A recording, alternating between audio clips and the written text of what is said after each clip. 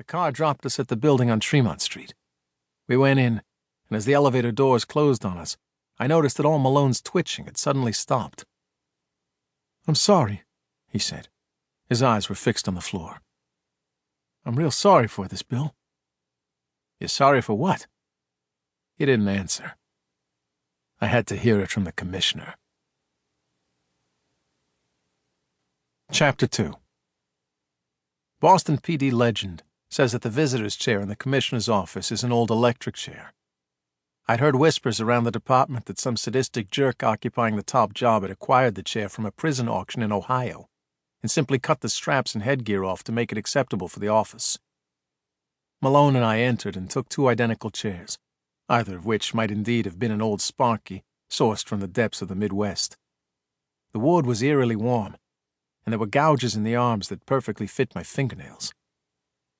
I wouldn't have liked to be sitting in front of Commissioner Rachel McGinniskin, even if the news were congratulatory. The red-haired, narrow-faced woman was a descendant of Barney McGinniskin, the first Irishman ever handed a police baton in Boston. From the moment Barney pulled on his blue coat, his appointment spurred hysterical newspaper reports, violent riots, and Irish bashings nationwide. The anti-immigration, anti-Catholic parties dumped him out of his job after only 3 years, and years later, Rachel McGinniskin had fought her way up the ladder in the force out of pure spite. The commissioner opened the laptop and swiveled it on the desk so that the screen was facing us. She pushed a button, and a black-and-white video began to play. Only minutes into the video, I could feel sweat sliding down my ribs beneath my shirt. I looked at Malone, but he wouldn't meet my eyes. McGinniskin pointed to a guy in the video. "Detective Jeremiah Malone," she said. "Is that you there on the screen?" Her tone was strangely heavy, like she was the one getting the bad news. Malone didn't say anything, just nodded, defeated. She let the video play a while longer. "Detective William Robinson." She pointed at the screen again and looked at me, her eyes blazing. "Is that you?" "It is," I said. Malone still wouldn't meet my gaze. "Look at me, you prick," I thought. But the bastard put his face in his hands. McGinniskin turned the laptop back around and slammed it shut. "You're both out," she said.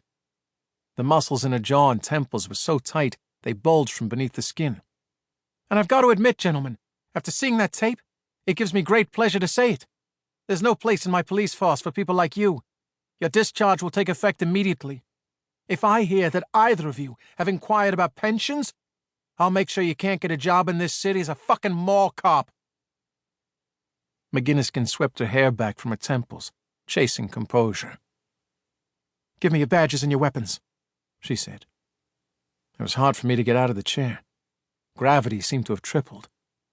I took my gun off, walked what seemed like 100 miles to a desk, and put my weapon down at the same time Malone did. He finally looked at me as we took our badges off. Then we left. Neither of us spoke until we were outside her office. "Bill," Malone said. "Buddy, listen, I can't believe you did this."